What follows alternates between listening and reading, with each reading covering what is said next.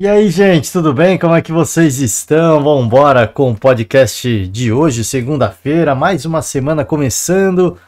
Em alguns lugares mais quente, em alguns lugares mais frio. Eu, como sou de São Paulo, um dia frio e cinzento, né? Enfim, para começar animado, pra começar, começar animado. Inverno, né? Inverno faz parte. Não sou um grande fã, mas existem muitos apreciadores do tempo gelado. Bom, estamos com obras aqui no prédio, então barulho de marteladas podem acontecer aí no fundo. Já peço perdão se estiver incomodando. Vamos tentar gravar rápido, porque já estavam martelando, fizeram uma pausa agora. Então, neste momento de calmaria, vamos tentar falar rapidamente da Copa América, da Eurocopa, algumas notícias do dia. Campeonato Brasileiro, Copa do Brasil, vamos lá, voltar para o dia de sábado. Tivemos uma rodada do Campeonato Brasileiro, apenas 2 jogos. Cruzeiro 2, Bragantino 1, para consolidar essa grande fase que vive o Cruzeiro. A estreia do goleiro Cássio, muito aguardada, fez defesas importantes. Teve ali, né, uns momentos de desconfiança que faz parte, tá sem jogar, tá sem ritmo de jogo, mas estreia com vitória. Estreia com vitória pode ser aí um novo talismã da equipe cruzeirense. Bahia 1, Cuiabá 2, essa equipe do Cuiabá, uma equipe muito indigesta, hein? Uma equipe muito indigesta, conseguindo arrancar pontos importantes de adversários fortíssimos. Eu me recordo do Flamengo, do São Paulo, agora o Bahia. Então é uma equipe que a gente olha para baixo na tabela, e a gente já traz a tabela do Campeonato Brasileiro, tá aqui. O Bahia tá na 4ª posição, o Cruzeiro 5ª posição. Aqui está o Cuiabá. Cruzeiro, Bahia, o Bragantino tá na 9ª posição. Tava tentando lembrar quem era, tá aqui do lado da cola, né? Mas eu tava tentando puxar da memória. O Cuiabá chega a 17 pontos. Abre 5 do Corinthians. E apesar de ser uma daquelas equipes que a gente olha para baixo na tabela e fala, pô, vai estar lá no bolo, vai brigar, mas vem arrancando resultados importantes de adversários importantes. É claro que é sempre mais importante você vencer os confrontos diretos, para você não permitir que os seus rivais, os seus concorrentes aos seus objetivos, para que eles fiquem para baixo e que você suba. Mas é uma equipe interessante, né? É uma equipe interessante, a gente toda temporada a gente ouve, e não tem como, também vou fazer meia culpa, a gente coloca o Cuiabá como uma das equipes candidatas a não cair. Confesso que nessa temporada eu já tirei o Cuiabá desse bolo, a gente iniciou o torneio, ficou várias rodadas na lanterna do campeonato, reagiu bem, já começa a dar sinais de uma reação um pouco mais relevante, talvez, ou não, a sequência não é muito legal, mas é sempre aquelas equipes que a gente nunca... Todo campeonato brasileiro tem isso, né? Aquelas equipes que a gente não põe muita fé, né? A gente fica com um certo receio e acabam surpreendendo. Eu não diria que o Cuiabá seria uma surpresa, mas o Cuiabá, hoje eu acho que é uma realidade, né? Temporada após temporada a gente, pô, vai brigar, e sempre passando de forma tranquila, sempre se mantendo na Série A de forma tranquila. Eu acho que é uma equipe consolidada hoje e vai brigar, assim, cada vez mais equipes grandes vão brigar na parte de baixo da tabela, não tem jeito, com o advento das SAFs, então vai ficar cada vez mais complicado, e o Cuiabá se mantendo na Série A, assim, é um grande feito, e ainda observando equipes gigantescas como o Santos, por exemplo, sendo rebaixadas e permanecer na Série A com méritos, né, com tranquilidade, são feitos importantes, relevantes, e que a gente tem que levantar, e que a gente tem que discutir, a gente tem que debater. Porque a pressão pode ser menor? Pode ser menor, mas a logística, a estrutura é muito menor também. Então tem coisas que assim, uma coisa compensa a outra? Eu não sei. Não sei vocês. Eu preferia ter a pressão e ficar num grande centro logístico como São Paulo, que me permitiria descansar, que permitiria ter facilidade de acesso a outras regiões do país, eu ter mais tempo de recuperação, eu ter mais tempo com a família, do que de repente você tá num polo que é um pouquinho mais afastado, vai demandar 1 ou 2 horas a mais de viagem, né? Assim, não só tempo de voo, mas protocolos de imigração, de translado, enfim. Tá aí, né? Tá aí, 17 pontos, tá aqui no bolo com o Criciúma, tá perto de Juventude, Internacional, Vasco. E o Bragantino é impressionante, né? Toda vez que a gente acha que o Bragantino, pô, vai virar, e aí não vai, né? Não vai. O trabalho é bom, tem bons jogadores, mas eu não sei, falta alguma coisa pro Bragantino. Assim, é incrível, né? Falta alguma coisa. E o Cruzeiro, uma temporada bastante interessante, vamos observar. Tá brigando neste momento por uma vaga na Libertadores. Acho que dá para chegar, mas os rivais aqui também, né? Não tem nenhum bobo. Atlético Paranaense a gente não precisa nem falar, Fortaleza também não. São Paulo, atual campeão da Copa do Brasil, Bahia fazendo uma grande temporada. E esses do topo eu não preciso nem também. A gente não precisa falar muita coisa. Atual campeão, favorito a tudo. Foi o virtual campeão ano passado. Desalinhou ali no final. Então você vê que a briga pela Libertadores ela é possível para muita gente. Ela é possível para muita gente. Mas o Cruzeiro vem se reforçando. Eu acho que vem se reforçando de forma importante, buscando esse objetivo. Querendo ou não, a gente sabe que você fazer uma gestão como o Ronaldo fazia, um pouco mais cautelosa, ela é importante, ela é relevante. Você precisa ter consciência e você precisa ter cuidado com a gestão financeira do clube, mas também você levar isso ao extremo é complicado. Como é que você vai reforçar? Como é que você vai elevar o patamar? A gente só vai saber isso ao final da temporada, se isso vai se pagar ou não. A posição de tabela, quanto que isso vai render. De repente vai para uma Libertadores. Opa, Libertadores é grana a cada rodada, a cada fase. E aí a gente vai saber se o investimento valeu, o investimento não valeu. Vamos seguir, gente? Vamos acelerar. Falei que tinha que ser rápido hoje, preciso acelerar. Copa do Brasil, Juventude 1, Internacional 1. Passo Juventude, já tinha vencido o primeiro jogo no Beira-Rio, que foi o jogo que culminou com a demissão do Tchatcho, né? Demissão do Eduardo Cudê. Atlético Paranaense 3, Ipiranga 0.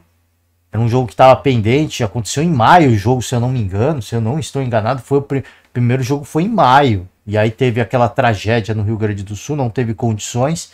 Acontece agora, passa o Atlético Paranaense.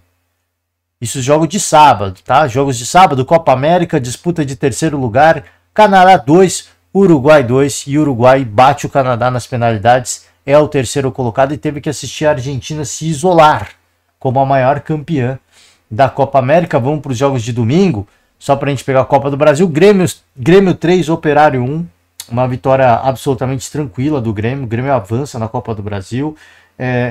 Questão de grana, muito importante para um clube que está com uma série de problemas de investimento na questão de contratação, mas agora também de recuperação da sua estrutura.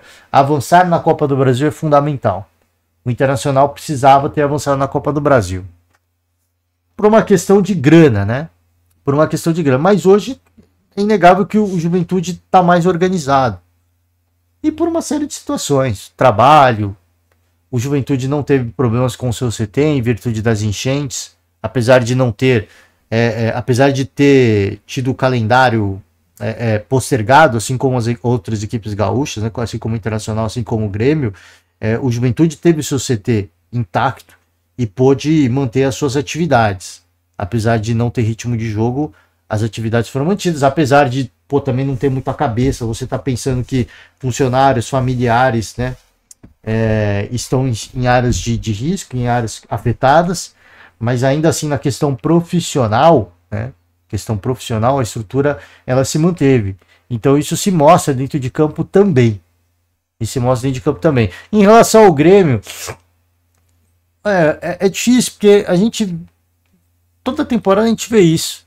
De uma equipe que vai bem numa competição de mata-mata e vai mal no Campeonato Brasileiro. Se a gente olhar o ano passado, por exemplo, assim, um exemplo fortíssimo foi o Corinthians. Avançou bem nas competições de mata-mata e o Campeonato Brasileiro foi ficando difícil, foi ficando chato, né? E o Vanderlei sempre calma, vamos olhar. Vamos olhar. Aí o Corinthians avançando nas fases de mata-mata e a gente preocupado. Falei, pô, a partir do momento que você avança no mata-mata, você começa a priorizar. Isso te exige uma priorização. E o Campeonato Brasileiro vai ficando, hein? Se salvou com folgas, mas sempre fica aquela. Pô, é perigoso. É perigoso. E eu vejo o Grêmio nessa situação essa temporada. Avançando na Libertadores, avançando na Copa do Brasil, o que é importante. Eu acho que precisa acontecer por uma questão de grana para ajudar na recuperação do CT o mais rápido possível. Já acho que os trabalhos estão acelerados, mas você gera dívidas. Naturalmente você gera dívidas. E esse Pix de você avançar na Libertadores e na Copa do Brasil, ele é muito bem-vindo. Só que o Campeonato Brasileiro não pode ficar. O rendimento do Grêmio no Campeonato Brasileiro não condiz com o rendimento que o Grêmio teve na Libertadores. Isso já falando do Grêmio pós-tragédia. Se classificou para a Libertadores após a tragédia. E agora na Copa do Brasil também. Então assim, precisa mostrar mais. Pô, o que falta? Cara, assim, é o trabalho do Renato. O Renato sempre faz os discursos meio enigmáticos de que não foi ele que derrubou, não foi ele que foi responsável pelo rebaixamento de 21, que ele não estava lá, que o cenário vai ser diferente hoje, que está contando com a volta da Arena do Grêmio. Uma série de situações que são colocadas pelo Renato e ele não é muito de falar assim, do que está acontecendo, dos problemas. Ele fala do comprometimento dos jogadores, mas assim, a gente fica olhando futebol e não tem evolução, né? A gente fica olhando assim, a mesma coisa do Fluminense. Pô, mas não adianta falar muito, tem que trabalhar. Sim, tem que trabalhar, mas se você não vê resultado, só falar que tem que trabalhar, então você começa a se questionar se está trabalhando mesmo. Ou se está trabalhando da forma correta. Eu me recordo que quando os últimos dias de Fernando Diniz, eu falava sobre isso. Que assim, estamos trabalhando. E eu falava, pô, não tenho dúvidas que a comissão do Diniz deve ser uma das que mais trabalham, pô. Eles são os atuais campeões da Libertadores. Agora, a partir do momento que você não vê resultado dentro de campo, você se questiona duas coisas. Ou não está trabalhando, ou não está trabalhando da forma correta. E aí você vê avançando na Copa do Brasil, tá, e aí você começa a falar, pô, será que... porque vem um bicho interessante, né? A partir do momento que você avança, vem sempre um bicho associado. Será que o bicho vale mais do que o prestígio de ficar na Série A? Não estou falando que é o que não é, mas a gente fica se questionando essas situações. São situações que você vai vendo e fala, cara, assim, o Grêmio tem time para estar vivendo essa fase? Não tem. Como não tinha em 21. O Fluminense tem time para estar nessa situação? Não tem. O Corinthians tem time para ficar nessa fase ruim, nessa sequência horripilante? Não tem. Mas está lá. Então você fica assim, pô, será que o trabalho ele está sendo executado da forma correta? Não sei, os treinos são fechados, os treinadores pouco se pronunciam, o Renato, que talvez seja um cara mais articulado, que fala mais também nos seus discursos, ele não fala muito do treino, do que está sendo, do que está acontecendo, ele deixa uma crítica ou outra aqui, de um jogador que não está comprometido, que precisa se comprometer mais, tem a reverência dele, faz as piadas dele, mas até aí a gente não sabe muito assim, de como dar contexto, né, dessa situação. E aí, às vezes, os caras ficam bravos com a imprensa. Que não sei o que, vocês não estão vendo. É óbvio que a gente não está vendo. A gente não está vendo porque os treinos são fechados e quando os caras têm que falar, eles pouco falam sobre o contexto do momento. E aí ficam bravos, mas assim, vocês não podem ficar bravos. A imprensa, o jornalista, por excelência, ele tem que informar o torcedor. E a partir do momento que você não tem acesso aos treinos, você não tem aquela informação com 100% de precisão, você vai apenas especular. Tem um contato com um cara aqui, posts enigmáticos de jogadores, de profissionais, e aí você vai tentando montar um quebra-cabeça. E é nesse quebra-cabeça que às vezes os caras ficam bravos, mas assim, cara, se você não quer que isso aconteça, poxa, divulgue o que está acontecendo de fato, porque até então, nada, porque senão seria fake news também, nada tá cravado em pedra de assim, fulano tem problema de relacionamento, não. Um contato interno diz que isso está acontecendo, alguém próximo ao jogador tal diz que isso, e assim, e aí são essas situações que vão construindo, que a imprensa vai tentando construir um quebra-cabeça para tentar justificar algum momento ruim. Aí os caras depois, vocês inventam. Não, ninguém tá inventando nada, amigo. Ninguém tá inventando nada. Estão apenas coletando informações e com essas informações estamos tentando chegar num porquê. Se é ou se não é, então vem a público falar, não é. Aí você pode falar, não, tá divulgando fake news. Não, não tá divulgando fake news, porque é diferente, hein? O John Textor chega e fala que o campeonato está corrompido. O John Textor chega e fala que o Palmeiras foi favorecido sem provas nenhuma. Apresentar uma prova mequetréfica que a STJD diz que não vale, não tem validade. Então você vê, fake news. Outra coisa é precisa divulgar. Olha, uma pessoa muito próxima do atleta diz que está acontecendo isso, isso e isso. Um diretor, um conselheiro diz que é isso, isso e isso. Então assim, ninguém está falando que é o que não é. Estão apenas noticiando que, olha, tem um contato interno, esse contato diz que é isso que está acontecendo. E aí os programas vão debater. Pô, se é realmente isso, então alguma coisa precisa ser feita. Precisa demonstrar comando, precisa cobrar, enfim. Como é tudo fechado hoje, a gente só pode especular. E especular faz parte. Especular é normal, ou não. O mercado financeiro funciona assim. Na base da especulação. O dólar vai aumentar ou não vai? O euro vai aumentar ou não vai? A ação da Petrobras vai aumentar ou não vai? Pô, agora teve o atentado contra o Trump nos Estados Unidos. Como é que vai ficar o dólar? Como é que vai ficar o mercado financeiro americano? Como é que vai ficar o mercado financeiro? É especulação, isso não é fake news. É especulação. Em virtude de uma coisa que acontece, você tenta chegar a conclusões. Você tenta coletar o máximo de informações e tenta chegar a... Olha, pode ser que aumente ou não. Pode ser que isso está acontecendo ou não. Mas daí quem vai dizer são os caras. Mas às vezes eles ficam bravos. Mas também eles não falam nada. Por isso que a gente sempre cobra. Dê a cara a tapa. Pô, o momento tá ruim mesmo. Tá ruim por... Poxa, não posso falar tudo o que tá acontecendo, né? Até porque existe uma série de processos que tem que ser respeitados. Não posso ficar expondo muita gente também. A gente tem que ter esse cuidado. Trato, jeito. Mas tem uma situação. Esperem. E vocês saberão, né? De repente isso.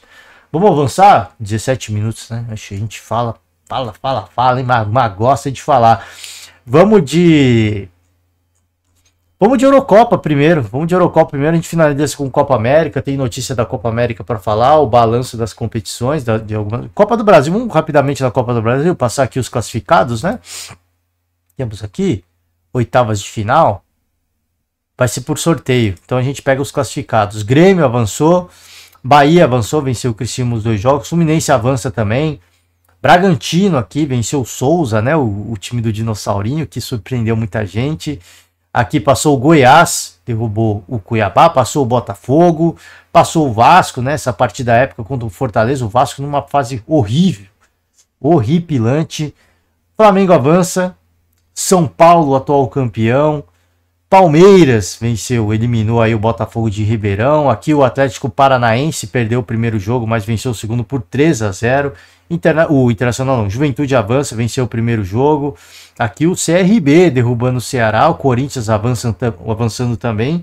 O Atlético Goianiense e o Atlético Mineiro venceu o primeiro por 2-0, perdeu o segundo por 1-0. Tá? Sorteio para definir os chaveamentos, os adversários da próxima fase. E é isso, faz o Pix que é bom, né, Grêmio? Faz o Pix que é bom, CBF. Vambora, vamos com Eurocopa. A gente vai falar da Argentina, a gente vai falar da destruição, o jogo atrasou bastante. Vamos falar do Rames Rodrigues, mas isso é notícia para depois. A gente começa com a Euro, a Espanha é campeã, as minhas previsões se confirmaram. Eu falei que o campeão, para mim, né? Para mim o campeão sairia da chave que estava a Espanha. Onde estava a Espanha, onde estava a França, onde estava Portugal, onde estava a Alemanha. E o campeão de fato saiu de lá. A equipe que praticava o melhor futebol da competição, de ponta a ponta, venceu todos os jogos com merecimento. A geração renovada, o futebol tem uma identidade. Eu acho que assim, a coisa mais legal, eu posso dizer assim, tem dois países que eu acho muito legal. Eu cito até um terceiro. Tem 3 países que assim, a identidade ela é muito marcante. E você vê isso no futebol masculino, você vê isso no futebol feminino. é muito marcante. Eu acho que assim, mais para 2 europeus do que para um sul-americano que eu vou citar. Espanha e Alemanha, se você olha o time masculino, se você olha o time feminino, se você olha categorias de base, assim, existe um claro DNA, existe uma clara escola. Você fala, cara, se você coloca a Espanha para jogar de roxo, você sabe que é um time espanhol. Se você coloca a Alemanha para jogar de verde água, você sabe que é a Alemanha que está jogando. Isso falando de masculino, de feminino. De feminino eu vi a Copa do Mundo ponta a ponta. Não é tão quanto o masculino, mas assim, tem um DNA. Você percebe claramente que tem um DNA, que tem uma escola que está evoluindo, e com a troca de gerações isso vai se consolidar cada vez mais. E do sul-americano que eu queria citar é a Colômbia, né? Talvez não é um estilo de jogo tão refinado, mas é um estilo muito brigador. É a questão de um time brigador, valente. É um time muito brigador, muito jogo de corpo, um jogo muito físico, um jogo de muita imposição, e tem um cara no meio campo que é muito técnico. Que na Colômbia a gente viu agora o Rames Rodrigues, e no feminino eu esqueci qual era o nome dela. A Garcia, se eu não me engano. Era Garcia. Eu vi a Copa, foi uma Copa espetacular da Colômbia também. Eu não me recordo agora o nome dela. Vou pedir perdão aqui, mas assim, você vê que tem um DNA. Quando você vê essas equipes em campo, seja o masculino ou o feminino, se trocar a cor da camisa, você sabe que é aquela seleção que está em campo, porque tem uma identidade muito clara. A Colômbia briga por todas as bolas como se fosse um prato de comida, o último prato de comida da face da terra. E sempre tem no meio campo um ou dois personagens assim de uma qualidade, de um refino técnico absurdo. A Espanha, o toque de bola, marcação no campo adversário, para sair tocando bola do campo de defesa, assim, é um deleite. É um deleite. E a seleção alemã de um refino técnico, uma precisão de passe, uma verticalidade absurda. Então, assim, você vê que tem uma identidade, que tem uma escola mesmo. E a Eurocopa, o título de Euro, premia a seleção que eu acho que mais jogou bola nesse torneio. Desde o começo a gente está falando da seleção espanhola. A gente ficava com aquela cautela. Falou, pô, fase de grupos é fase de grupos. E a Espanha a gente sabe que para passar de fase de grupos é uma tranquilidade. Eu quero ver depois. Os caras eliminaram os donos da casa. E é isso. E é isso. Você vai falar mais o quê? Foi para as penalidades? Nem foi para as penalidades. Então, não tem muito o que falar, né? O título está em boas mãos. Foi a seleção que mais mereceu. É diferente da Inglaterra. A Inglaterra, quando eu vejo a Inglaterra, eu vejo o Brasil dentro de campo, né? O Brasil, eu digo não na cor da camisa, não nos jogadores, mas assim, é muito jogador bom que junto não joga nada, né? A Inglaterra, você vê, quando os caras jogam, quando fazem os gols, você vê que assim, tem uns caras com muito talento, né? Tem uns caras com muito talento, mas não faz acontecer na seleção. É um jogo ou outro. E é no jogo intuitivo. É mais ou menos o que é a seleção brasileira. Quando acontece uma genialidade, assim, é na aleatoriedade do jogo, no intuitivo do jogo. É engraçado, né? Que aí, e é muita marra, né? É muita marra. Eu acho que assim, tem algumas seleções, e eu cito, eu até brinquei ao longo da Copa América. O Brasil está para a Inglaterra, assim como a Inglaterra está pelo Brasil. É muita marra. É muita marra e pouco futebol. Eu falei da goleada do Brasil para cima do Paraguai. Cara, se o Paquetá perde o primeiro pênalti quando tá 0-0, e quando ele faz o gol, você vê assim, claramente que os jogadores vão lá, seguram ele, porque parece que ele tá a fim de mostrar o dedo do meio para todo mundo. E quando goleou o Paraguai, você viu os jogadores uma marra. Assim, o Danilo louquinho para dar uma resposta pro torcedor ali. A Inglaterra, pô, o Bellingham faz um gol ali, vira, faz gesto, faz uma careta com cara de meio que querendo rebater os críticos, mandando os críticos calar a boca. O Kane, pô, fez o gol do pênalti lá, cara, assim, quando ele faz o gol, uma marra, né? Porque tem a lenda, né? Infelizmente tem. E eu, cara, assim, eu falo assim, pô, quero que se lasque, eu quero que se exploda, mas, pô, você fica numa dessa de tipo assim, pô, caraca, não é possível que o Messi vai terminar a carreira sem um título grande na seleção argentina. Não é possível que o Kane vai terminar a carreira sem um título grande. Você fica nessa vibe. Às vezes eu falo assim, pô, eu quero que se exploda. Na verdade, não. Eu falo, pô, eu fico com essa de, poxa, eu ficaria muito triste se fosse um brasileiro. Não vou falar que eu fico muito triste, mas eu falo, pô, é um pecado o Harry Kane terminar a carreira, de repente, sem um grande título. Pô, mas o cara é azarado, velho. O cara é pé frio. E quando depende dele fazer diferente, dele ser decisivo, ele não é decisivo. Ele foi substituído. Ele é o capitão da Inglaterra, ele não estava jogando nada, ele foi substituído porque não estava jogando nada. Num jogo que exigia o protagonismo dele. Então você fala assim, é pouco futebol, é muito talento, pouco futebol e muita marra. Pô, só você pegar assim, pô, o que você tá falando? Pega ali o jogo do Brasil e Paraguai, a marra dos caras. Goleando o Paraguai e aí depois, sabe? Você vê claramente que os caras tão louquinhos pra dar uma cutucada, mas se seguraram. E aí o crime veio aí, o crime veio depois, a punição vem depois. Porque você só pode fazer marra mesmo quando você ganhar. Quando você conquistar o título. É uma coisa na Inglaterra. Pô, uma marra do caramba. Do Bellingham, o próprio Kane, né? Aí você fica, pô, quando virou pra cima da Holanda, faz o gol de pênalti, pô, uma cara, fez uma cara, ele já tem uma cara inexpressiva. Mas você vê que ele dá uma expressadinha de uma marra, sabe? Aí você fica, caraca, mano, que marra, né, mano? Do Bellingham, então. Você olha a cara dele de nojo, né? Assim, uma marra absurda. Você, cara, conquista primeiro, depois faz a sua marra, depois manda a galera calar a boca. Né? Faz aqui nem as meninas do vôlei brasileiro. Ganha a medalha olímpica, depois você vai, manda a galera calar a boca, mas só depois. Antes de acabar, antes de conquistar, não adianta você ficar fazendo o silêncio, fazer carinha de não sei, carinha de deboche. O título foi muito merecido. A Inglaterra, se ganhasse, ia ser na cagada, na sorte mesmo, porque bola mesmo não jogou. Quem jogou bola foi a Espanha. E no jogo contra a Espanha, a Alemanha jogou um futebol absurdo também.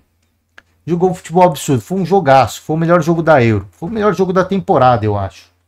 Eu não acompanho muito todos os jogos das competições internacionais. Mas, cara, para mim, no meu hall, no meu ranking, Alemanha e Espanha da Eurocopa foi o melhor jogo da temporada. Às vezes você pode falar, pô, teve uma falta mais pesadinha aqui, faltou um refino técnico ali, uns erros de passes desnecessários, finalizações bizarras. Mas você olha e fala, cara, os caras jogaram bola. Os caras lutaram para ganhar. E a Espanha ganhou. E mais do que isso, foi campeã e bateu uma série de marcas, né? Vamos lá, vamos agilizar. Falei que ia ser rápido hoje, já estou enrolando. Vamos agilizar que a gente tem que falar da Argentina ainda.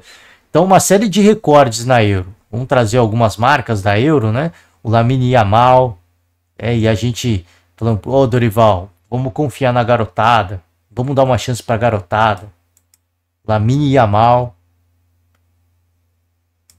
Brilhou, né? Brilhou. Quando você dá confiança, quando você dá estrutura, quando o time te ajuda. Um talento é um talento. Um talento é um talento. Só ele quebrou 5 recordes. Mais jovem a jogar uma partida, disputar um jogo de mata-mata, jogo de mata, né? Que não tem volta.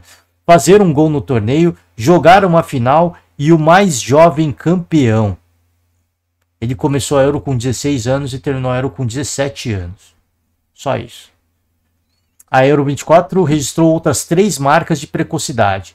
O mais jovem a marcar em sua estreia, o turco Arda Güler.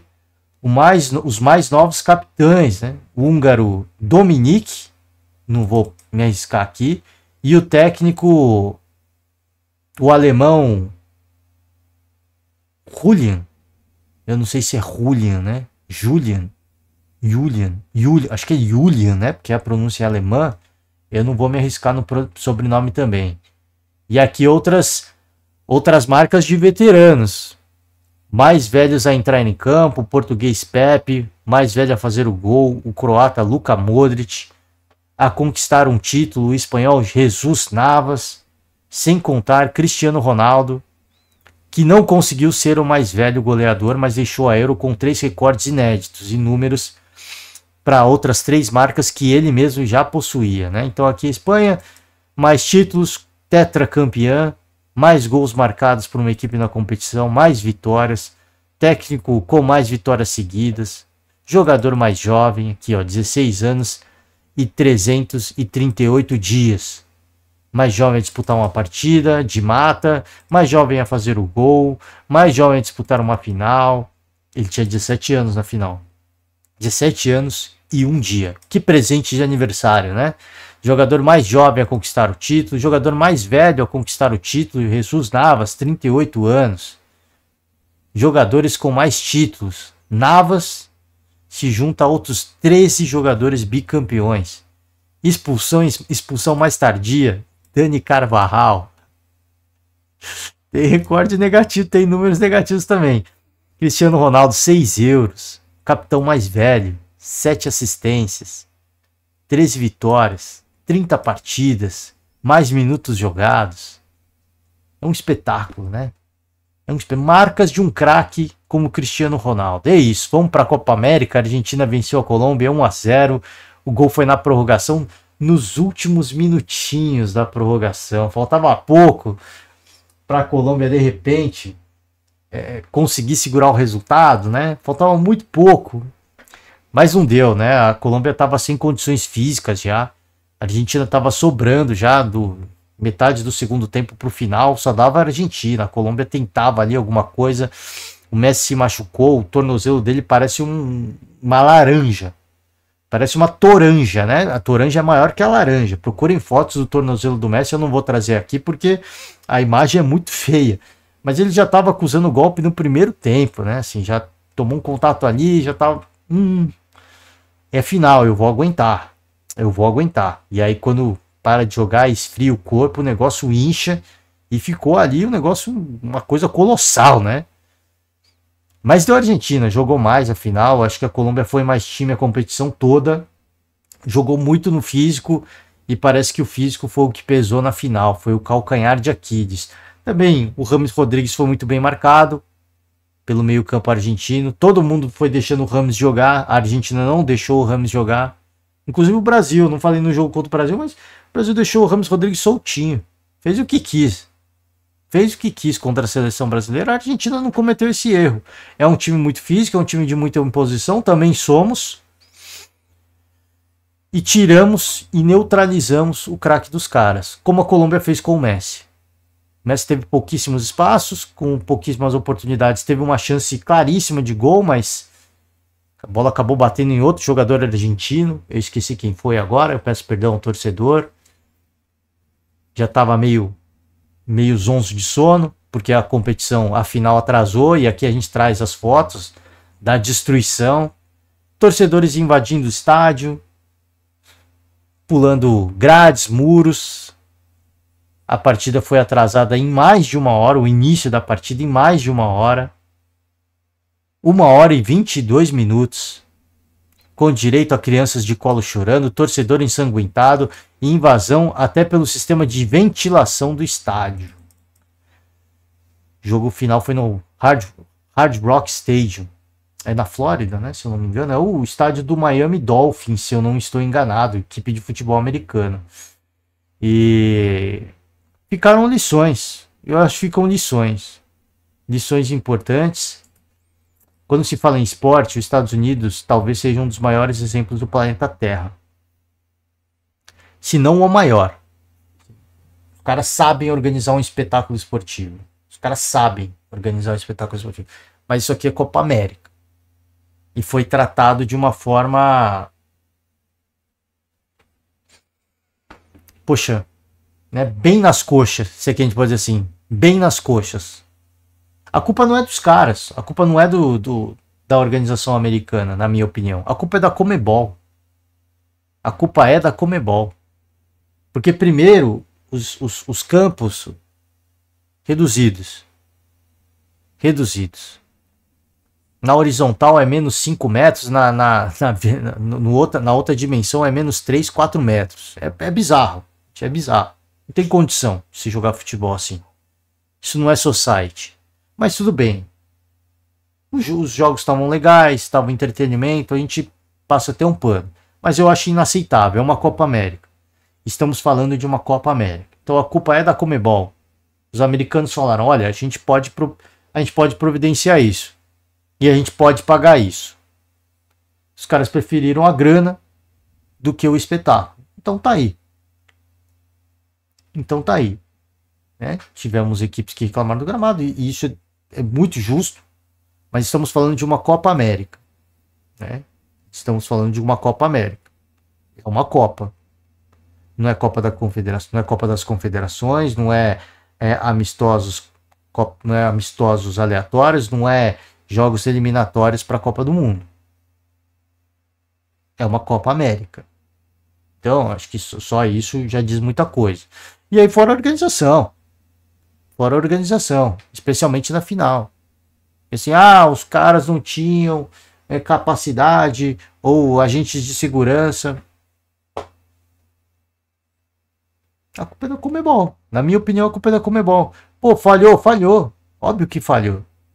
Pô, os caras têm a melhor estrutura. Os caras organizam eventos esportivos como ninguém. Sim, mas os caras, eles estavam preparados para receber sul-americanos que iam pular. Porque isso aqui, na América do Sul, isso aí é brincadeira, isso aí é fichinha. Todo mundo sabia que isso ia acontecer. Né? Então, é aquela coisa. Os Estados Unidos vão receber uma Copa.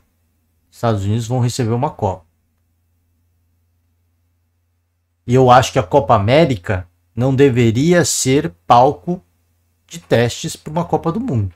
Eu acho que não. Eu acho que assim, é uma Copa América. Isso aqui não é um teste. Isso aqui não é um evento teste. Isso aqui é para valer. Evento teste é eliminatórias. Oxe, eliminatórias da CONCACAF, vem galera que vem jogar nos Estados Unidos. A gente compra o jogo. Vem jogar, a gente vai testar aqui. Mas usaram a Copa América como teste. E não passaram, na minha opinião. Não passaram. Dimensões do gramado, não preciso nem falar. Eu não preciso nem falar. Já fiquei aqui divagando sobre as dimensões. E fora a estrutura da final. Para receber o público visitante. Não estávamos esperando isso. Esperávamos educação do torcedor. Que isso. Isso para mim é desculpa. E eu volto a repetir, assim, tem a parcela de culpa da organização americana, tem, mas para mim a culpa é da Conmebol. A culpa é da Conmebol, é Copa América, gente. Não é Copa da CONCACAF, é Copa América. Mas convidamos equipes da CONCACAF, mas é Copa América. Copa América é uma competição de equipes sul-americanas. E uma Copa América tem que acontecer no continente sul-americano. Se fosse uma Copa América que englobasse toda a América mesmo, continente americano, beleza. Vamos fazer nos Estados Unidos. Os caras participam da Copa América. Não, os caras são convidados. Então, quando a gente olha para equipes da América do Norte e Caribe, são equipes convidadas. América do Norte, Central, né, Caribe, região do Caribe, são equipes convidadas. Quem participa mesmo da competição são as equipes sul-americanas. A Copa América é apesar do nome, América, sugerir que é a América inteira, não, é a América do Sul. Então, bom, já deixei minha opinião. Vamos embora. Vamos com a Argentina campeã. Vai defender a taça da finalíssima. Para quem não se recorda, a Argentina venceu a Itália, né, que foi a última campeã antes da Espanha, por 3-0, né? Foi um massacre, né, da Argentina para cima da Itália. E vai defender agora contra a Espanha em 2025. Para finalizar, poxa, acho que eu não vou falar muito de jogo. Falei brevemente do jogo, né? Acho que coroa o ciclo argentino. Lionel Scaloni, o trabalho dele. A gente fica falando do Scaloni e aí às vezes as pessoas podem falar, Scaloni não é tudo isso, né? Não é tudo isso. Ele pode não ser tudo isso como treinador. Mas ele é um baita selecionador. é um baita selecionador. A gente já viu vários e vários ciclos Messi e Di Maria jogando. E agora mais velhos, perto, muito próximos da aposentadoria, talvez seja a melhor fase do Messi e do Di Maria na seleção argentina. Isso, confiança, tenha confiança. Tenha confiança, isso é verdade. Mas tem o selecionador. Quando você escolhe craques para jogar, você tem que pôr os craques para jogar. Não é assim, não, ó, o esquema é esse, se virem. Você tem que pôr os craques para jogar. O Cafu deu uma entrevista recente pro Globo Esporte, falou assim, cara, em 2002 a gente sabia que tinha que jogar pro Ronaldo e pro Rivaldo. Se o Vini é o craque da seleção hoje, ele não pode ficar comprimido numa região do campo. O time precisa jogar para ele. E o que isso quer dizer? Ele não vai voltar para marcar, ele vai flutuar no campo mesmo, porque ele é o cara diferente. Ele vai fazer o que precisa ser feito. Mas ele não vai ficar recompondo, ele não vai ficar voltando para marcar, ele não vai ficar preso no lado esquerdo do campo.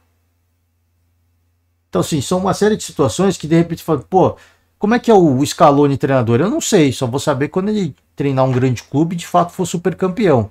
Mas que ele é um baita selecionador, ele é.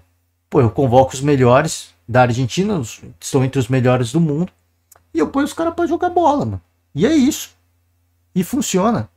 Agora você pega os últimos ciclos de seleção brasileira. Você pega o Southgate, que é o técnico inglês. Pega um monte de craque pra jogar, põe dentro de campo. Os caras jogam, os caras não jogam, mano. Os caras não jogam.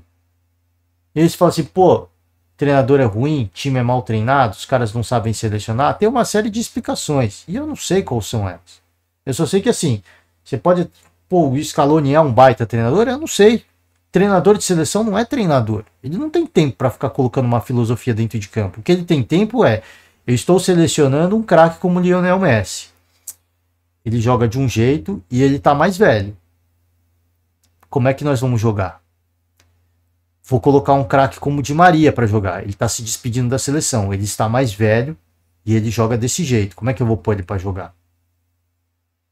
Será que a galera da contenção joga pros caras? Será?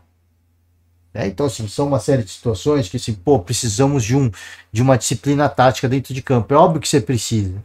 Mas às vezes você precisa muito mais do que isso. E eu acho que ficam aprendizados dessa campanha argentina, desses últimos anos da Argentina. Não é que a gente tem que copiar os argentinos, mas ficam aprendizados. Não só quando a gente olha para a Argentina, mas quando a gente olha para a Colômbia. E que a seleção brasileira está cada vez mais europeia. É só você ver como a seleção brasileira joga e como a seleção inglesa joga. Dá para competir com os caras? É óbvio que dá. Mas você perde muito. Porque o Brasil, assim, a Inglaterra, a Espanha, a Alemanha, eles são muito técnicos. E o Brasil, a Argentina, a Colômbia, tem os caras do drible. A Argentina e o Brasil mais ainda. Tem os caras do improviso. Para você ganhar uma Copa, de repente, você sendo técnico como os europeus, você ganha. Dá para ganhar. Pô, vai falar que não dá? É absurdo. Os europeus estão dominando. Mas dá para fazer diferente. A última campeã argentina do mundo é a Argentina, né? E é bicampeão da Copa América. Então acho que tem aprendizados que dá pra gente tirar. Porque a gente tem jogadores diferentes. A geração não é ruim, como muita gente fala. Ah, não dá mais, não dá mais. Não, a geração não é ruim. A gente só precisa de um bom selecionador. E aparentemente a gente ainda não encontrou este bom selecionador. É isso, gente. Vou encerrar por hoje. Peço perdão por me delongar demais. Segunda-feira, né? Já começar assim. Você que nos acompanha até agora, peço para deixar aquela famosa moral. Muito obrigado. Uma ótima semana. Um forte abraço. E a gente vai voltando, né? Calendário aqui. Só para a gente finalizar. Segunda-feira. Vamos ter Santos entrando em campo. Aos poucos.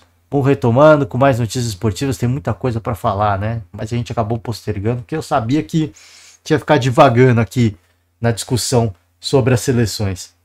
Valeu demais, encerro por hoje, um forte abraço e amanhã estamos de volta.